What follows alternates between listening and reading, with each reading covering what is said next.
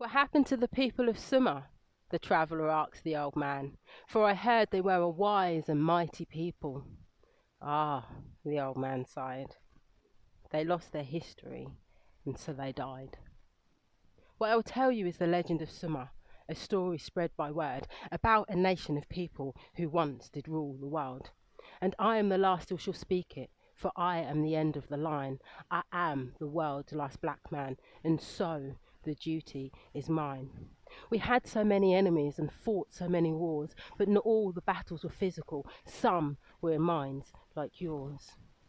We didn't believe in our history. We didn't believe in ourselves. We allowed other nations to pass us by and to leave us on the shelves. We believed their version of history, that we were always slaves. We forgot that we were kings and queens and believed that we lived in caves. We failed to remember our value, all that we'd achieved as philosophers, scientists, inventors, catering for our nation's needs. We failed to value our women and preferred to worship instead their thin-hipped, blue-eyed counterparts, and now the black woman is dead. I am the last of a nation, the last to know it all. There can be no more offspring. Our nation has met its fall.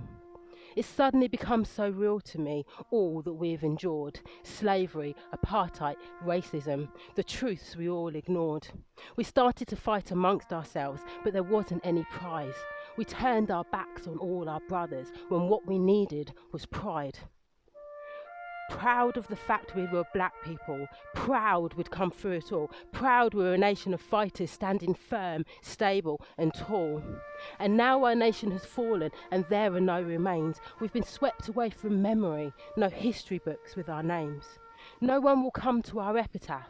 No statues will stand in our honour. There will be no day declared holiday, no homage to our colour. There will be no poppies on Remembrance Day for us who died in their wars, who gave up their lives in the battles that didn't help our cause.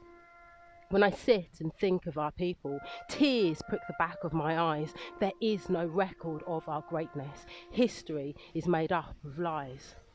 I want to tell you the story of dust-coloured girls and boys, raised in a world of wonder, philosopher and countless joys, of children who were snatched from parents, bred and sold as slaves, who never saw their families again and who lie in unmarked graves.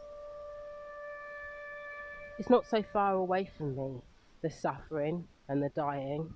I had managed to distance myself by listening to their lying. And here I am bewildered, in my heart I feel their pain. They're screaming in my ears as their blood rushes through my veins. So many of us were murdered and the truth lay twisted and covered, and we killed us again by forgetting all that we had suffered.